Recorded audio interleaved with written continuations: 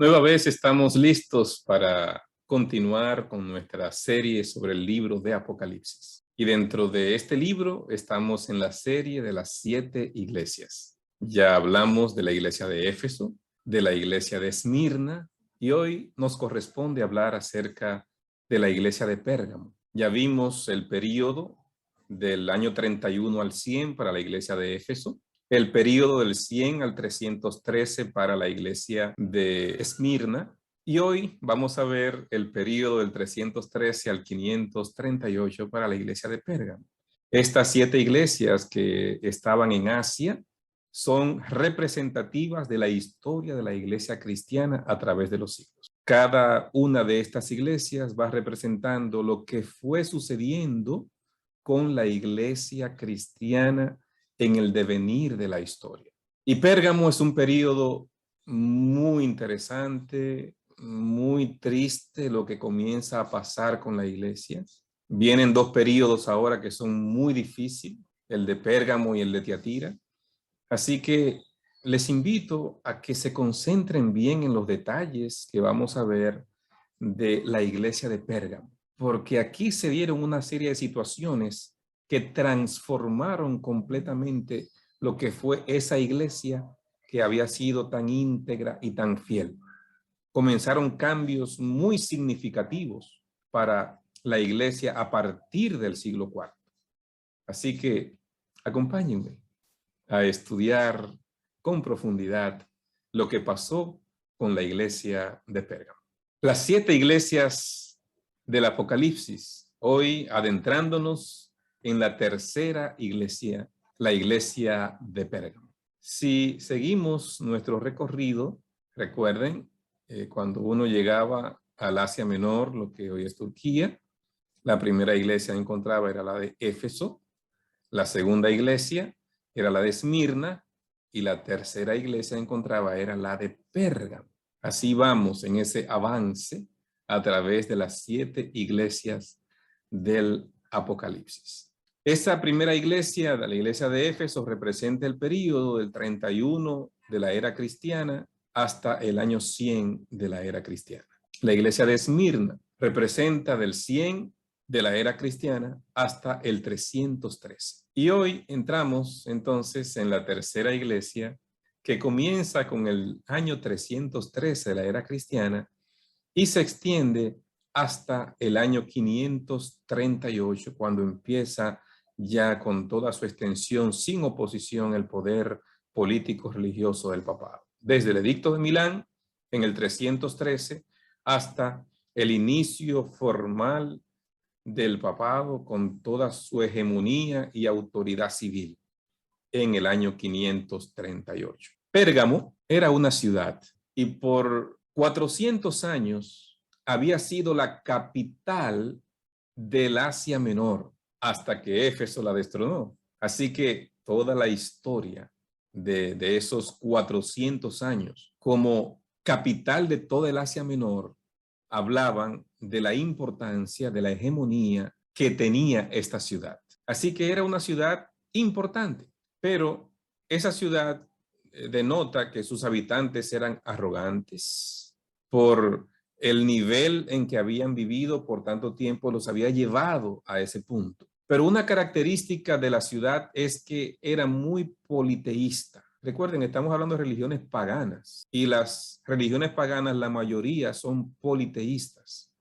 Y esta era una de las más politeístas. Vamos a ver en breve algunos detalles específicos de eso. Era famosa por una lana de oveja negra que ellos producían y era el hogar de Galeno.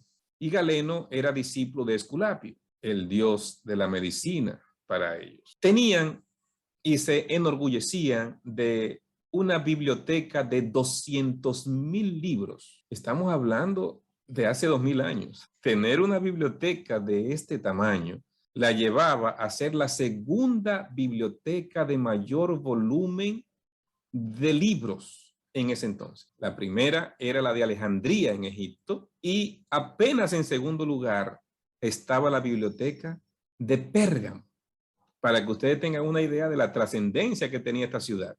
Eso trajo cierto recelo con Alejandría, y Alejandría dejó de proveerle los papiros para sus libros. Dejó de proveer los papiros porque era Egipto que producía los papiros. Cuando fui a Egipto, fuimos a una fábrica moderna que tienen de papiro y nos enseñaron todo el proceso, la planta, cómo la llevan, cómo la procesan.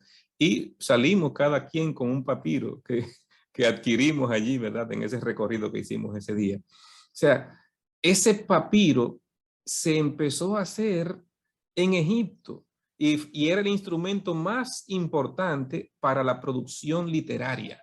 Pero por el recelo que tenía Alejandría de lo que estaba pasando con la biblioteca de Pérgamo, que podía llegar a superar a Alejandría, entonces lo que hicieron fue que dejaron de proveerles papiro a Pérgamo. Entonces, ¿qué hizo Pérgamo? Tuvieron que elaborar una técnica de donde viene lo que conocemos hoy como pergamino, que fue trabajar con pieles. Comenzaron a procesar las pieles de una manera que la colocaban en remojo, le colocaban cal, y después de tenerla durante unos 30 días en ese proceso, entonces venía un proceso de quitar toda la vellosidad que tenía la piel, y así hacían ellos su proceso completo para preparar esos pergaminos. Eran de piel de cordero, de piel de ovejas, de piel de cabras, de piel de antílopes y hasta de piel de vacas. Hicieron ellos esos pergaminos. Entonces, ese cuero era mucho más resistente que el papiro. La necesidad lo llevó a hacer una invención que superó en calidad al material que se utilizaba en Alejandría. Y Pablo, más adelante, usted va a encontrar que habla acerca, tráeme los pergaminos, o sea, ya libros escritos en el material que se producía en Pérgamo. Así que Pérgamo era una ciudad trascendente, era una ciudad importante, y eso realmente lo deja ver claro todo el desarrollo que ellos habían obtenido hasta ese momento. En esta imagen que tenemos en la pantalla, podemos ver las diferentes partes que componían la ciudad de Pérgamo. Esto es una maqueta de lo que era la ciudad de Pérgamo. Fíjense que era una ciudad con todo el estilo griego, perfectamente como ellos hacían sus ciudades. Una acrópolis siempre elegida y colocada en la parte más alta, se elegía siempre una parte más alta, allí colocaban la acrópolis, ahí se refugiaban si había cualquier situación, y aquí venían las personas, servía como fortaleza. Entonces siempre colocaban, aprovechando el terreno, un anfiteatro. Aquí en esta parte podemos ver dónde tenían el anfiteatro de Pérgamo. Los templos de sus dioses en diferentes lugares, eso no podía faltar porque eran ciudades politeístas. El ágora, que era la plaza pública, aquí podemos ver el área donde estaba en la ciudad de Pérgamo. La zona de las viviendas, aquí estaba el estadio, pero no podía faltar la muralla. Eran ciudades amuralladas completamente por todas sus áreas. Así que aquí podemos tener una idea en esta maqueta de cómo era la ciudad de Pérgamo, la capital, ¿verdad? Esta parte central, la parte de la ciudad de Pérgamo. Una ciudad preciosa. Había sido muy bien planificada, muy bien pensada y elaborada conforme al modelo griego de las ciudades. Aquí podemos tener otra idea de otro diseño de otra área de la ciudad, como se podía apreciar desde ese lugar. Aquí, si nos colocamos en la parte más alta de la ciudad, podíamos ver hacia el anfiteatro, la forma como quedaba el anfiteatro, ¿verdad? Son diferentes áreas para que tengamos una idea de cómo se veía la ciudad de Pérgamo. Hoy solo quedan lo que vemos aquí en pantalla ahora, las ruinas de lo que fue la ciudad de Pérgamo. Pero ahí están las ruinas hablando de esa historia que nos presenta la Biblia, de la ciudad y la iglesia que estaba dentro de esa ciudad. Hoy podemos visitar las ruinas de lo que fue la ciudad de Pérgamo. Comencemos entonces a ver los detalles de el mensaje que se envía a la iglesia que estaba en esta ciudad. El verso 12 comienza describiendo: escribe al ángel de la iglesia en Pérgamo. Recuerden que dijimos que los ángeles en este mensaje a las iglesias son los líderes de la iglesia. Eso lo explicamos en el primer tema del capítulo 1. El que tiene la espada aguda de dos filos, dice esto. Jesús se identifica siempre de una manera especial a cada iglesia y llama la atención que en esta iglesia se define como el que tiene la espada aguda de dos filos. Y cuando hablamos de la espada aguda de dos filos, estamos hablando de un instrumento que el Señor usa para juicio, para ejecutar juicio. Entonces, como que el lenguaje cambia un poco cuando uno mira la iglesia anterior, la iglesia de Esmirna, y uno mira ahora la iglesia de Pérgamo. Ahora, en vez de decir yo soy el que estuve muerto y viví, ahora dice yo soy el que tiene la espada aguda de dos filos.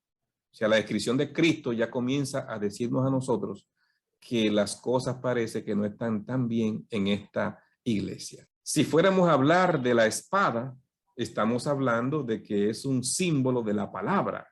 La palabra, así lo describe el apóstol Pablo. Esa palabra que equipa, que santifica, que produce, que alimenta, que discierne, que ayuda. En ese acróstico de espada podemos ver lo que hace la palabra de Dios.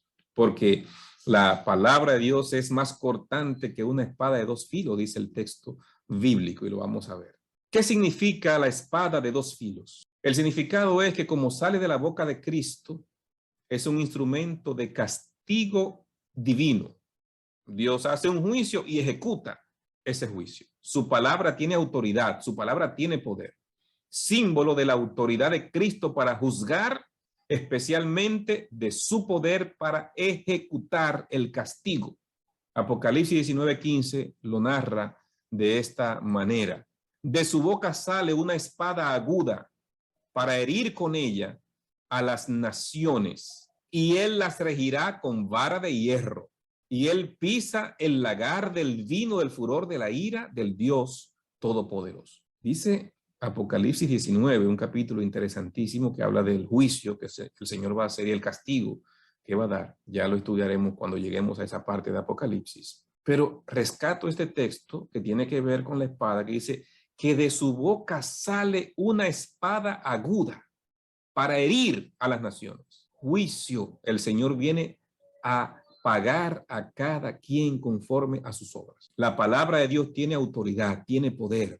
Y el Señor, cuando se ve aquí que sale una espada, recuerden, no es algo literal, es un símbolo. ¿Qué significa ese símbolo? Cuando se ve una espada saliendo de la boca de Cristo, que el Señor va a dar una sentencia, que esa sentencia que sale de su boca va a ser para herir a las naciones. Es lo que está queriendo señalar.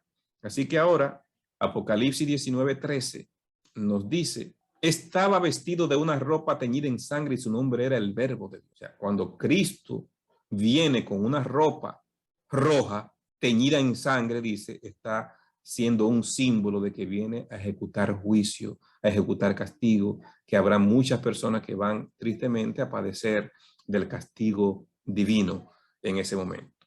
Los demás fueron muertos con la espada que salía de la boca del que montaba el caballo, y todas las aves se saciaron de las carnes de él. Noten cómo dice, y reitera ahora en el verso 21 otra vez, que fue con la espada que salía de su boca. O sea, la palabra de Dios. Cuando Dios pronuncie juicio, se va a ejecutar ese juicio que el Señor ha establecido. Así describe Apocalipsis 19 el entorno cuando Cristo viene a ejecutar juicio. El versículo 13 describe, yo conozco tus obras y dónde moras, donde está el trono de Satanás, pero retienes mi nombre y no has negado mi fe, ni aun en los días en que Antipas, mi testigo fiel, fue muerto entre vosotros donde mora Satanás. Conozco tus obras. Esa expresión se reitera en otras iglesias también. No hay nada que podamos ocultar delante de Dios. A veces los seres humanos tenemos una visión tan limitada y nos dejamos envolver de una manera que a veces perdemos de vista entender quién es Dios, que es omnisciente, de poder tener siempre presente delante de nosotros que Dios conoce todo lo que hacemos, conoce todo lo que pensamos, conoce dónde vamos. No hay nada donde podamos ocultarnos de Dios. Si subiera a los cielos, allí estás tú. Si bajare a lo más profundo de la tierra, allí tú estás. No hay lugar donde yo esconderme de la presencia de Dios. Dios conoce todo. Conozco tus obras. Dios conoce todo lo que hacemos. Y le dice a esta iglesia, tú moras donde está el trono de Satanás. La iglesia en Pérgamo está morando en el trono de Satanás. ¿Qué había en Pérgamo que dice Jesús que Pérgamo era el trono de Satanás? ¿Qué situaciones se daban en esta ciudad que la iglesia que está allí está enclavada en el mismo trono de Satanás, según lo que está diciendo Jesús en este versículo? Vamos a ver algunos detalles ahora para que lo podamos entender. Pero me llama mucho la atención que a pesar de que esa iglesia está enclavada donde está el trono de Satanás, el Señor le dice, pero retienes mi nombre y no has negado mi fe. O sea, aunque tú no eres perfecta y hay cosas que tengo que corregirte, pero retienes mi nombre. Todavía mantienes la fe. Y entonces menciona a Antipas, mi testigo fiel, que fue muerto entre vosotros donde mora Satanás. Reitera que un mártir fue muerto allí, y ese mártir era de nombre Antipas. ¿Cómo podemos nosotros entender? Hay algunos documentos que señalan que allí en Pérgamo se utilizaba un castigo que era el toro de Falaris. Aquí podemos ver cómo se exhibe en un museo hoy el toro de Falaris. Tenía un área donde todo era de bronce, era completamente de bronce, tenía una puerta por donde entraban a la persona y cerraban esa puerta con candados, con una seguridad que desde adentro no podía abrirse. Y después que estaba ahí, colocaban fuego debajo del toro y ese bronce se ponía al rojo vivo y la persona que estaba ahí adentro, que estaban castigando, era un castigo cruel sobremanera. Esto era la forma como se estima que colocaban a las personas en el toro de Falaris. Una vez lo entraban por la apertura y la persona se colocaba de esta manera o podía colocarse de otra, pero era un castigo terrible, el calor infernal que se daba allí. Y cuando estamos hablando de esto es porque se estima que ese Antipas que murió en fidelidad a Dios, murió castigado en el toro de Falaris. Así lo registran algunos historiadores, así lo menciona incluso Ranko Stefanovic en su libro. He colocado este video para que tengamos una idea. La idea como la apertura está arriba, la persona entraba, después que la entraban, entonces colocaban la seguridad que ya no podía abrirse de adentro, encendían el fuego y allí la persona se quemaba con un castigo terrible. Le habían colocado incluso una tubería de bronce también y cuando la persona exhalaba, gritaba desesperado buscando aire, solamente por esa tubería podía él alar algo de aire porque ya no había oxígeno dentro. Y entonces cuando esa persona gritaba o exhalaba por ahí, los gritos salían y se escuchaba un ruido como si fuera el toro que estuviera hablando. Y las personas que hacían este castigo celebraban eso cuando escuchaban los ruidos de la queja, el dolor de las personas. Qué triste ver la condición humana cuando se pierde. Eso es peor de lo que hace un animal, porque los animales, por lo menos entre ellos, tratan de no destruirse la misma especie. Pero nosotros, los seres humanos, a veces somos los primeros que tratamos de autodestruirnos los unos con los otros. Pero eso fue lo que pasó con Antipas, según algunos documentos. Vamos a la parte del texto donde habla acerca del trono de Satanás. ¿Por qué dice el texto bíblico que en la ciudad de Pérgamo está el trono de Satanás? Pérgamo era la capital del Asia Menor, como dijimos, por más de 400 años. Era el centro de las religiones de misterio y tenía muchos templos paganos. Por aquí comenzamos a ver entonces por qué habla del trono de Satanás. Había muchos templos paganos. Se cree que es muy apropiado hablar del trono de Satanás por las situaciones en que se encontraba la ciudad. ¿Qué había también en Pérgamo? El altar de Zeus. Este altar hoy está en el Museo de Berlín. Ellos, los alemanes, fueron allí, lo desbarataron, ¿verdad? Se lo llevaron por partes y lo armaron otra vez allá en Alemania y aparece así como lo ven aquí en el Museo de Berlín. pero eso era parte del altar de Zeus. Aquí podemos ver algunos turistas sentados en la escalinata del altar de Zeus. Algunas de las esculturas que fueron encontradas del tiempo de Pérgamo, que están exhibidas en el mismo museo, son esas que vimos allí. Esculapio, el dios de la medicina y la sanidad, era uno de los dioses característicos de la ciudad de Pérgamo.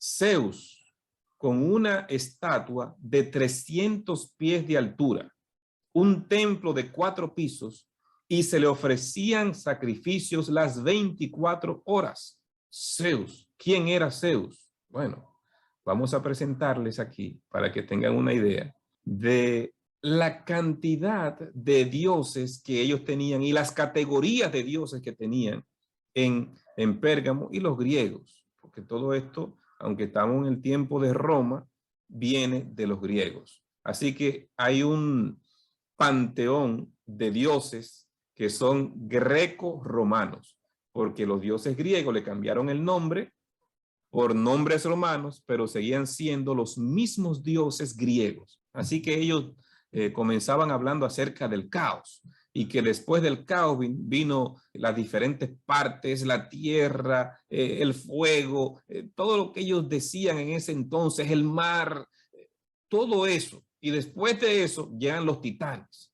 Y los titanes eran unos gigantes extraordinarios. Y entonces hablan de los titanes por encima de los dioses. Y después de los titanes, entonces vienen los dioses. Después, en el mismo nivel, están los oceánides. Y dentro de esos dioses tienen entonces todos esos que ustedes pueden ver aquí. No tenemos el tiempo de entrar en detalle para ver cada uno de ellos, pero ustedes se van a dar cuenta que hoy en el cine Hollywood está retomando la filosofía griega, el enfoque religioso griego, y se lo está llevando al cine a las personas, hablando de esos dioses griegos. Películas, diferentes películas, hablando acerca de Poseidón, de Zeus, de Hera, de diferentes dioses. Terrible lo que está haciendo. Y mucha gente está retomando otra vez lo que era la filosofía griega hoy, 2500 años después. Ahora, ¿qué función hacían estos diferentes dioses? Aquí les estoy colocando el nombre griego, el nombre romano, para que ustedes vean que era un sincretismo que ellos habían hecho. O sea, esos dioses griegos le cambiaron el nombre por nombres romanos, pero seguía siendo el mismo dios. La diosa Afrodita griega es la que tiene el mismo nombre de Venus en Roma, la diosa de la belleza. Apolo para los griegos, Febo para los romanos. Asclepio para los griegos, dios de la medicina. Esculapio para los romanos. Y así sucesivamente. Ahora, ¿qué quiero que ustedes vean? Que ellos tenían dioses para cada cosa. Porque el concepto era que Zeus, que era el principal dios, era el soberano de los dioses olímpicos, así lo tenían ellos ubicado a Zeus. Entonces, Zeus no puede encargarse de todo. Como Zeus no puede encargarse de todo, tienen diferentes dioses para diferentes cosas que atiendan esas cosas. Así que la tierra, ahí está Gaia, que es la tierra, que es una diosa. Para el amor, Eros, para los griegos. Le cambian el nombre por Cupido, para los romanos. Tenían dioses para cada cosa, para cada detalle, para cada día del año. Para cada ciudad había un dios. Para el mar había un dios. Para el sueño había un dios. Para el hogar había un dios. Eso era una pléyade de dioses. Eso se adoraba en ese tiempo. Y Pérgamo era una ciudad que veneraba sobremanera esos dioses, como ciudad pagana que era. Entonces, ¿qué estamos mirando aquí? Que cuando el Señor dice, donde está el trono de Satanás, y usted mira todos esos dioses que se adoraban, ya usted sabe por qué le está diciendo el trono de Satanás. Así que había un dios asignado para cada detalle. Esta imagen que podemos ver aquí se pintó tratando de representar en ella cuando las personas tenían que venir a hacer una declaración de veneración al César, de honra al César. Y cuando lo hacía, entonces, ante ese grupo de personas que eran los magistrados designados para ello, le daban un documento que él debía conservar. Si no tenía ese documento, entonces era perseguido. Ya hablamos de eso para la iglesia de Esmirna. Lo mismo se estaba practicando en la iglesia de Pérgamo. Durante ese periodo, el papado consolida su posición como cabeza religiosa y política de Europa Occidental, y Satanás estableció su trono dentro de la iglesia cristiana. Es el periodo cuando la iglesia se une con el Estado y la iglesia recibe el apoyo del poder civil, el poder estatal. Y entonces comienza en el 538 ya formalmente el papado como un poder político religioso sin oposición. Las oposiciones arrianas que ya habían sido destruidas para el 538. Eso es lo que vamos a ver con muchos detalles en las próximas iglesias. Vamos a ir paso a paso. Pasamos al versículo 14. ¿Qué le dice el Señor? Pero tengo unas pocas cosas contra ti, que tienes ahí a los que retienen la doctrina de Balaán, que enseñaba a Balac a poner tropiezo ante los hijos de Israel, a comer de cosas sacrificadas a los ídolos y a cometer fornicación. Aquí hay un par de cosas que el Señor tiene contra la iglesia de Pérgamo, contra la iglesia del período del 313 al 538, por los cambios que se dieron durante ese tiempo en la iglesia. Dice el Señor, tengo contra ti que tú tienes ahí a lo que tiene la doctrina de Balaam. ¿Qué fue lo que hizo Balaam? Enseñó a Balac a poner tropiezo a los hijos de Israel. Eso es lo primero que está diciendo el texto. Entonces tenemos que buscar eso para que podamos entender a qué se está refiriendo la Biblia. Cuando usted va a Números, los capítulos 22, 23 y 24, va a encontrar la historia de Balaam en su intento de maldecir a Israel. Balac, que era el rey de Moab, quería quitar la bendición que tenía el pueblo, porque ellos habían visto todas las victorias que Dios le había otorgado al pueblo de Israel. Y Moab está asustado, está nervioso, porque Israel está allí muy próximo a su frontera.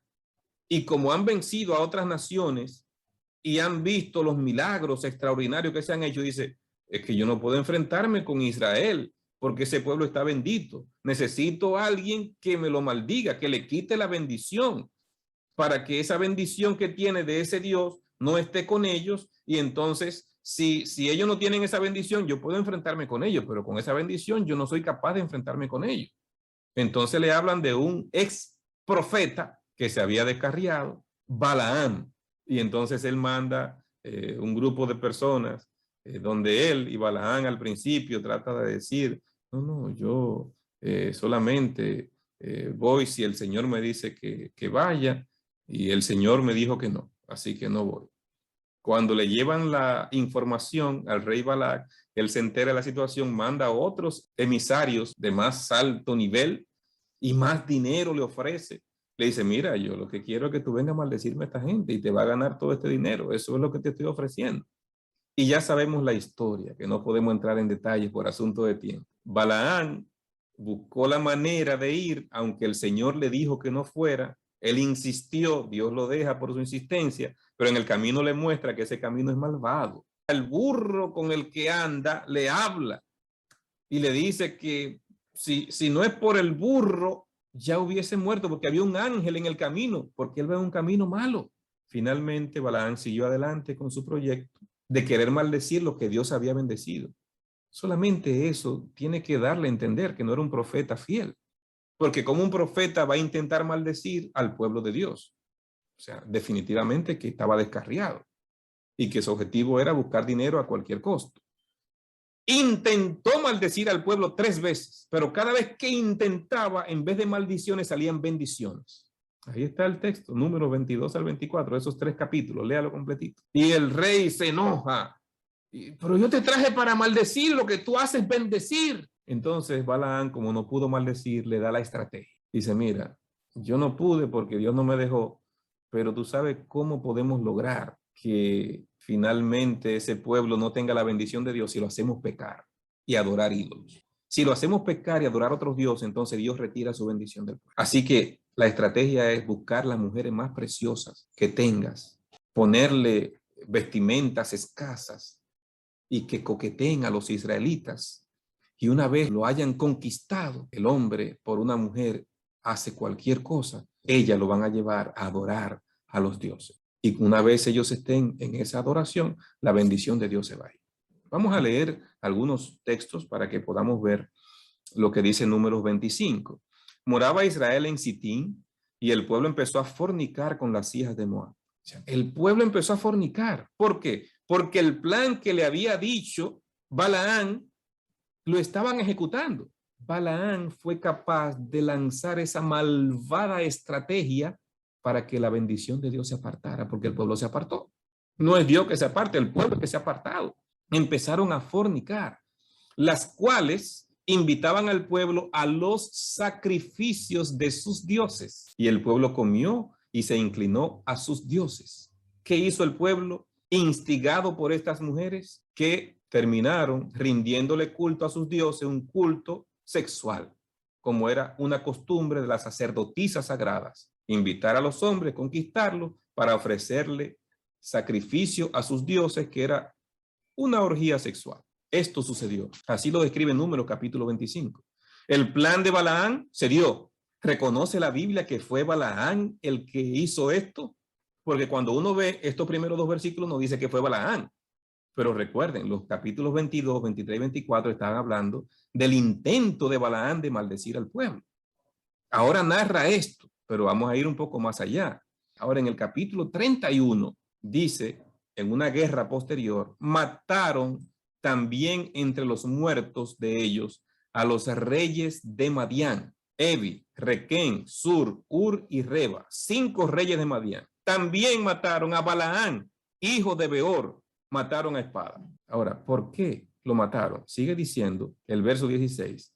He aquí, por consejo de Balaam, ellas fueron causa de que los hijos de Israel prevaricasen contra Jehová en lo tocante a Baal-peor, por lo que hubo mortandad en la congregación de Jehová. O sea, aquí está detallando el capítulo 31, verso 16, que fue el consejo de Balaam que hizo que estas mujeres hicieran que los israelitas fornicaran y fueran a adorar a esos ídolos. Y eso trajo mortandad en el pueblo de Dios. Claro, lo está diciendo la Biblia. Entonces, ¿qué está pasando en ese periodo con la iglesia? Comer carne sacrificada a ídolos y la fornicación son los pecados que está marcando lo que pasó con Balaam. Estos dos pecados condujeron a una mezcla de paganismo con la verdadera religión en el tiempo de Pérgamo. El período que siguió a la legalización del cristianismo hecho por Constantino en el 313 y su conversión nominal 10 años más tarde. ¿Qué pasa con la iglesia en el siglo IV a partir del 313? La conversión del emperador Constantino se produjo en el 312 como consecuencia de la batalla del puente Milvio. Recuerden, en el 313 se da el edicto de Milán, pero un año antes él había tenido una batalla. En esa batalla, Constantino obtuvo la victoria. Antes de la batalla, él tuvo una visión, dice la historia, al mirar el sol en la que aparecía el signo de la cruz.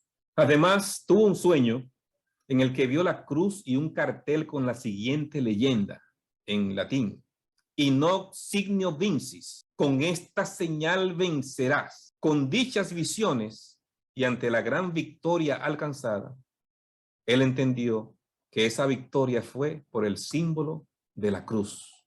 Y la cruz es símbolo del cristianismo. Y entonces ahí es cuando él hace su primera conversión al cristianismo según la historia, que ratifica públicamente y a través de documentos en el 323. Nosotros, aquí está el edicto de tolerancia que él escribió en el 313. Nosotros, los Augustos, Constantino y Licinio, hemos juzgado dar a los cristianos lo mismo que a todos los demás, la libre facultad de profesar la religión que cada uno quisiere.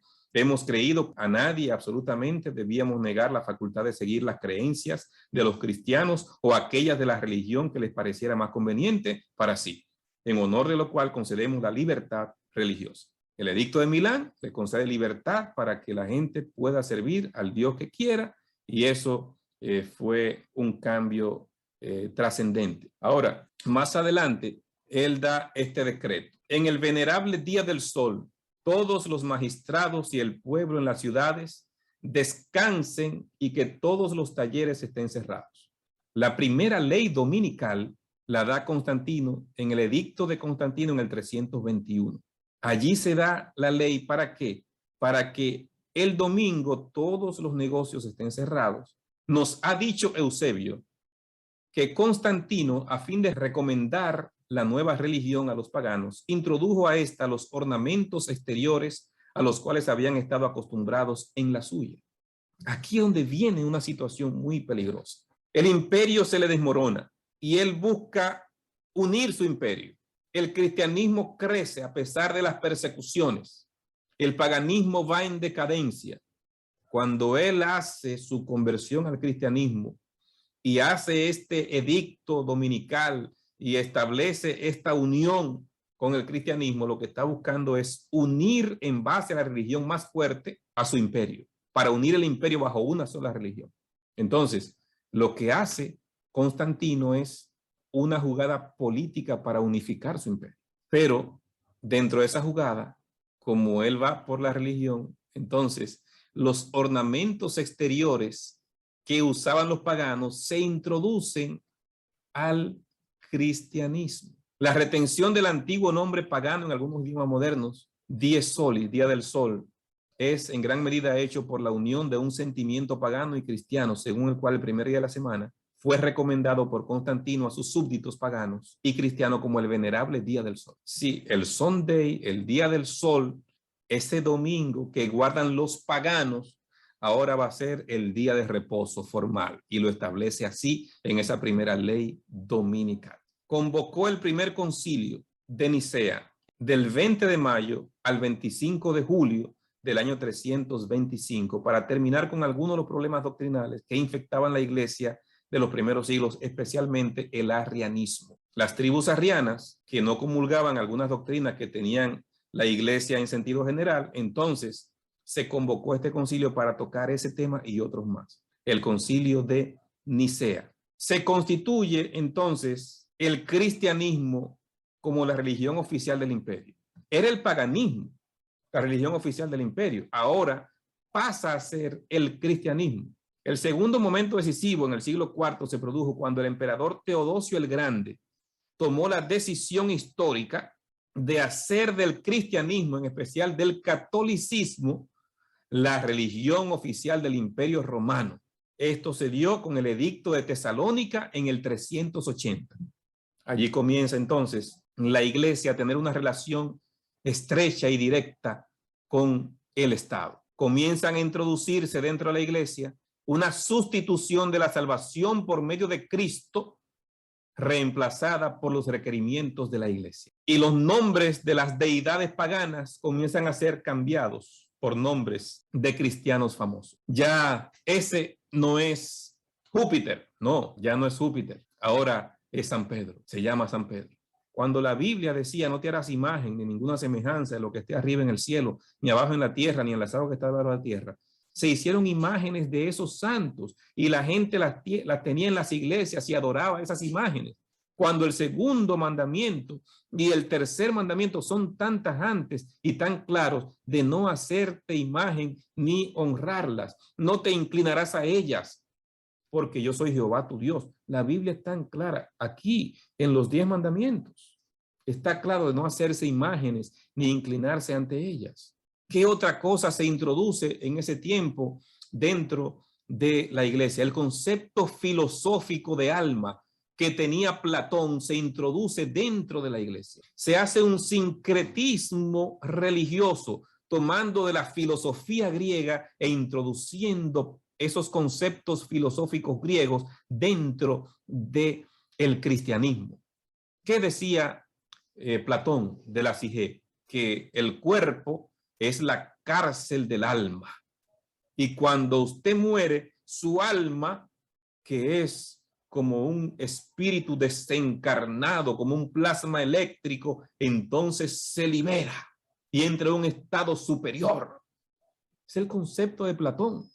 Ese concepto filosófico griego se introdujo en el cristianismo y la gente cree No solamente la iglesia madre, la católica, sino que también las hijas que salieron de la madre, muchas, casi la mayoría, creen lo mismo, que cuando usted muere, hay un ser fantasmagórico que se desprende de su cuerpo porque entra en un estado superior y usted se va al cielo o se va al infierno. Ese concepto es un concepto católico que vino heredado con un sincretismo de la filosofía griega, lo que decía Platón referente a la psique. En una película que se hizo ahora de Jesús, que hicieron los brasileños, me llamó la atención una escena que presenta a una mujer que se había convertido y que muere atacada por supuestamente el sumo sacerdote. Y aquí se ve el cuerpo de ella y se ve elevándose. No puedo poner un trozo del video porque en este canal no permiten esos trozos. Entonces se ve aquí ella elevándose, saliendo del cuerpo como un ser incorpóreo. Y así se ve, deja el cuerpo debajo y ella sale del cuerpo. Y viene un ángel a buscarla. Y entonces ella se va, el ángel se la lleva, porque va a entrar ahora en el cielo. Ese concepto de alma no es el concepto bíblico. El concepto bíblico de alma es, el alma es la unión entre el cuerpo y el soplo de vida. Hay un tema donde explico esto en este canal. O sea, nosotros tenemos que entender cómo la Biblia nos habla con claridad de que la muerte es ir al sepulcro hasta esperar la resurrección. Todo el que cree que cuando usted muere, usted se va al cielo, se va al infierno, está sacando de la Biblia la doctrina trascendente de la resurrección. Este concepto está permeado. Eso es pura filosofía griega que se introdujo en el catolicismo. Mateo 22:31. Jesús dijo lo siguiente sobre la resurrección. Pero respecto a la resurrección de los muertos, ¿no habéis leído lo que fue dicho por Dios cuando dijo: yo soy el Dios de Abraham, el Dios de Isaac y el Dios de Jacob? Dios no es Dios de muertos, sino de vivos. Jesús, hablando de la resurrección de Abraham, Isaac y Jacob, está diciendo, fíjense bien, respecto a la resurrección, está mencionando a estos tres. Ahora, si hay alguna duda todavía, veamos en el discurso de Pedro lleno del Espíritu Santo. Dice: varones hermanos, se os puede decir libremente del patriarca David, que murió y fue sepultado, y su sepulcro está con nosotros hasta el día de hoy. David murió, fue sepultado, y dice el apóstol Pedro, su sepulcro está hasta el día de hoy con nosotros. ¿Cuánto tiempo hace que había muerto David? Alrededor de 1000 años. En el tiempo que Pedro dice esto, habían pasado cerca de 1000 años. Su sepulcro está con nosotros hoy, dice Pedro. Ahora, si hay alguna duda todavía, miren lo que dice el mismo Pedro en el mismo capítulo, en el verso 34. Porque David no subió a los cielos, pero él mismo dice: dijo el Señor a mi Señor, siéntate a mi diestra. Pedro está diciendo: David no subió a los cielos. ¿Dónde está? En el sepulcro. Es claro lo que está diciendo la palabra de Dios. Su sepulcro está con nosotros hasta hoy. David está ahí. ¿Cómo pueden personas pensar que cuando alguien, si fue fiel, muere, se va para el cielo o se va para el infierno? Ese castigo o esa recompensa será después de la segunda venida de Cristo, enseña la Biblia. Pero eso es tema de otro estudio más amplio. Una idea equivocada del sexo se introduce. Estamos mirando todas las cosas por las que en Pérgamo estaba el trono de Satanás. O sea, en ese periodo del 313 al 538 se introducen estas falsedades dentro de la iglesia. Se introduce también una idea equivocada del sexo. Se enseñó que lo sexual, como corresponde al cuerpo, es sucio, vergonzoso e indeseable. Ese concepto que tenía Platón se introduce en el cristianismo también. Allí surge la idea de que el pecado de Adán y Eva no fue comer del fruto de un árbol, sino el acto sexual, el fruto prohibido. ¿Qué concepto? Querer decir que el pecado de Adán fue la relación sexual, cuando Dios hizo el sexo antes de que el pecado se introdujese. Y le dijo al hombre: fructificad, llenad la tierra. Entonces Dios mandó al hombre a pecar. Por favor. Pero ese concepto por el concepto del cuerpo, de que el cuerpo es malo y de que el cuerpo hay que castigarlo porque es malo. Ese concepto es el que se introdujo en la iglesia, en esa etapa. Y por eso esa iglesia más tarde prohíbe a sus líderes casarse y se introduce el celibato en el sacerdocio, cuando el mismo que ellos dicen que fue el primer papa, Pedro, era casado. La Biblia lo describe claramente y Pablo mismo habla de que varios de los apóstoles llevaban a sus esposas en los viajes misioneros que ellos realizaban. Entonces, ¿cómo es posible que se acepte esto? Pero es como se introdujo eso, porque cuando se introduce que el sexo es malo porque el cuerpo es malo y eso es carnal y lo carnal no tiene que ver con lo espiritual. El pecado consistió en la relación sexual, que ese fue el fruto prohibido que Dios dijo que no se debía comer. Esa teoría se introdujo en la iglesia durante ese periodo, durante ese tiempo.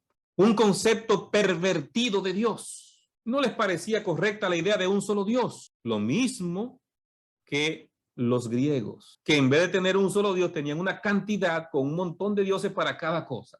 Ese mismo concepto se introduce en esta iglesia en ese periodo. La filosofía griega se introdujo en el cristianismo, en esta iglesia católica. ¿Qué hacen ellos? Bueno, Dios está muy ocupado. O sea, Él necesita ayuda, como Zeus necesitaba de intercesores que estuvieran atendiendo a la gente en diferentes áreas. Entonces tenemos a Santa Marta para que pueda ayudar en esta dirección, a San Fulano para que ayude en aquella dirección, los marineros tienen su Dios, las amas de casa tienen su Dios. O sea, cada cosa tiene un santo, ¿no? Ellos no lo dicen que son dioses, dicen que son santos. Se oye bonito cuando ellos lo dicen porque en vez de pedirle a Jesús directamente, pídele a María. Porque si es María que pide por ti, ¿qué no haría un hijo que su madre le pida? Y la gente lo oye bonito y dice, oh, pero mira, déjame pedirle a María entonces. Pero hermanos, entendamos que la Biblia establece que Dios no necesita de ayuda. Ese concepto es rebajar el poder de Dios, la grandeza de Dios. ¿Y cómo la gente no se percata de eso, no se da cuenta de eso? Hay un solo mediador entre Dios y los hombres, dice la palabra de Dios, Jesucristo. Dios no necesita intercesores ni ayudantes. Dios es suficiente. Debemos entender eso. Ese texto de Isaías, por si lo hemos olvidado. ¿Se olvidará la mujer de lo que dio a luz para dejar de compadecerse del hijo de su vientre? Aunque olvide ella, yo nunca me olvidaré de ti. Dios está pendiente de su creación, de cada hijo suyo, conoce mis necesidades, está esperando que yo le pida directamente a Él, no a un intercesor humano. Dios nunca se olvidará. Dios es más que suficiente para atender cada persona que existe en esta tierra. Pasemos al versículo 14.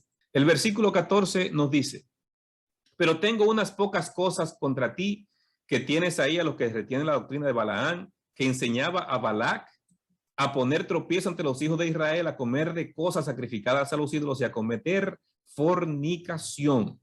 ¿Qué es la fornicación espiritual? Oseas 9:1 dice, no te alegres, oh Israel, hasta saltar de gozo como los pueblos, pues has fornicado apartándote de tu Dios, amaste salario de ramera en todas las eras del trigo. Has fornicado apartándote de tu Dios. Una fornicación espiritual es la que está haciendo alusión aquí. Fornicación espiritual es la unión entre iglesia y Estado. ¿Quién es el esposo? Jehová. Así lo describe el Antiguo Testamento. Usted lo puede buscar en Ezequiel, capítulo 16, Ezequiel, capítulo 23. Lo puede buscar en el Nuevo Testamento también, en el libro de Efesios, capítulo 5. O sea, estamos hablando de que el esposo es Jehová y la iglesia es la esposa. Cuando la iglesia abandona a su esposo y busca el poder del Estado, es porque perdió el poder del Espíritu Santo que tenía, busca otro poder, el poder estatal. Entonces la iglesia está en una fornicación espiritual, porque dejó a su esposo para buscar a alguien que le dé el poder estatal. Cuando la iglesia hizo esto, eso se llama, espiritualmente hablando, una fornicación espiritual. Es una unión ilícita, una alianza entre el pueblo de Dios y el mundo, entre la verdad y el error, entre la iglesia y el poder civil. Jesús estableció una marcada diferencia en que la iglesia no debe estar buscando el poder estatal. Dad a Dios lo que es de Dios y a César lo que es de César. Apocalipsis 17:1 dice, vino entonces uno de los 7 ángeles que tenían las 7 copas y habló conmigo diciéndome, ven acá y te mostraré la sentencia contra la gran ramera, la que está sentada sobre muchas aguas, con la cual han fornicado los reyes de la tierra y los moradores de la tierra se han embriagado con el vino de su fornicación. En este texto de Apocalipsis está diciendo que los reyes de la tierra han fornicado con esta mujer. Esta mujer de Apocalipsis 17 es símbolo de esa iglesia madre, la misma iglesia que estamos viendo ahora, la iglesia católica. Es la que está simbolizándose en Apocalipsis 17 como esa mujer que se ve fornicando con los reyes de la tierra. ¿Qué es lo que está diciendo esto? Claramente que esta iglesia iba a buscar el apoyo civil, el apoyo estatal, el apoyo del poder de los gobiernos del mundo. Y si usted mira esta pantalla, se va a dar cuenta si hay alguna otra iglesia que tenga el poder civil que tiene esta iglesia en el mundo entero. Los grandes gobiernos del mundo, las grandes potencias mundiales, todos van y desfilan por el asiento de esta iglesia, por el Vaticano. Esta imagen habla sola de lo que significa la fornicación espiritual, con la cual han fornicado los reyes de la tierra. Y también tienes, dice el verso 15, a los que retienen la doctrina de los nicolaitas, la que yo aborrezco. El otro problema que tiene esta iglesia es que también tiene a los nicolaitas, que esta secta herética no solamente se quedó en Éfeso, sino que también llegó a Pérgamo y a Tiatira. O sea que los nicolaitas se extendió para varias iglesias. La estamos viendo ahora mencionada en la iglesia de Pérgamo y la vamos a ver en la iglesia de Tiatira. Los seguidores de esta secta, por lo menos en el siglo II, enseñaban que las obras de la carne no afectan la pureza del alma y por consiguiente no tiene que ver con la salvación. Muy peligroso ese concepto. O sea, lo que tú hagas con la carne, con tu cuerpo, eso no afecta a la salvación, porque la salvación es otra cosa. Ese concepto filosófico, cuando tú lo aceptas, tú crees eso. Y eso es lo que enseñaba como parte. Estos falsos maestros defendían el compromiso y procuraban persuadir a los otros cristianos de que no había nada malo con una conformidad prudente con las normas del mundo a fin de escapar de la persecución. O sea, no hay problema porque tú lo que estás es salvando tu vida. En vez de tú buscar una persecución, adora al emperador. Tú no lo vas a hacer de corazón, pero adóralo para que no te maten. Y la gente iba y seguía ese concepto. Los nicolaitas hacían esto. Verso 16. Después de ver lo que hacían los nicolaitas y de ver que estaba en el trono de Satanás y ver todos esos cambios que se daban, lo que tiene la doctrina de Balaam, bueno, hay problemas. Entonces hay que hacer algo. ¿Qué le dice el Señor? Arrepiéntete. Si no, vendré a ti pronto y pelearé contra ellos con la espada de mi boca. Te estoy invitando al arrepentimiento, porque si no te arrepientes, entonces va a venir la espada de mi boca, que es la palabra para hacer juicio contra ti. El mensaje a la iglesia de Esmirna y de Éfeso ya lo vimos. Ahora vamos a ver el resumen del mensaje a la iglesia de Pérgamo. La ciudad y la iglesia con el mismo nombre, la descripción de Cristo, el que tiene la espada aguda de 2 filos. Lo que ha hecho bien, retiene mi nombre y no has negado mi fe.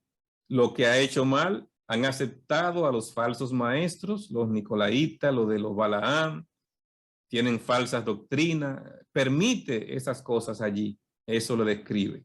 La disciplina, arrepiéntete. Y la promesa que el Señor le hace a esta iglesia, al que venciere, le daré a comer del maná escondido. Aquí está el verso 17, que es el último versículo. El que tiene oído, oiga lo que el Espíritu dice a las iglesias. Al que venciere, daré a comer del maná escondido y le daré una piedrecita blanca y en la piedrecita escrito un nombre nuevo, el cual ninguno conoce sino aquel que lo recibe. Ahí está la parte última de este texto, el maná escondido. Jesús dijo, yo soy el pan vivo que descendió del cielo. Si alguno comiere de este pan, vivirá para siempre y el pan que yo daré es mi carne, la cual yo daré por la vida del mundo. Sigue diciendo Jesús en San Juan 6, este es el pan que descendió del cielo, no como vuestros padres comieron el maná y murieron. El que come de este pan vivirá eternamente. O sea, Cristo está citando el maná del Antiguo Testamento, diciendo, no es el maná que tiene que comer, es este pan. Ahora dice, yo les voy a dar del maná escondido. ¿Qué es el maná escondido? Es Jesucristo. El maná escondido es Cristo. Yo soy el pan vivo que descendió del cielo. Es lo que está diciendo este texto de la palabra de Dios. Entonces, cuando miramos esta promesa, estamos hablando de que el Señor va a hacer un banquete especial para celebrar la victoria con todos los salvados. Ese maná escondido es la victoria de Cristo, su salvación que vamos a celebrar en la patria celestial. Vamos a estar allí, todos los salvados, en una mesa extensísima, celebrando la victoria de Cristo sobre el pecado y nosotros junto a él. Pero dice también que nos va a dar una piedrecita blanca con un nombre nuevo. Qué maravilloso es saber que el Señor está utilizando un símbolo de victoria. Cuando se hacía juicio habían dos piedras, una piedra de color negro y una piedra de color blanco. Los jueces votaban en una urna si era el dictamen de muerte para esa persona, entonces colocaban la piedra negra. Si era absolverlo, colocaban la piedra blanca. Entonces la piedra blanca era absolver, era liberar a la persona. La piedra blanca que está hablando aquí es un símbolo de victoria, de liberación, pero tiene esa piedra blanca un nombre nuevo que el Señor nos va a dar. Qué maravilloso es entender esto, porque el nombre tiene que ver con el carácter. Y ese carácter que Dios va a impregnar en nosotros está simbolizado de esta manera.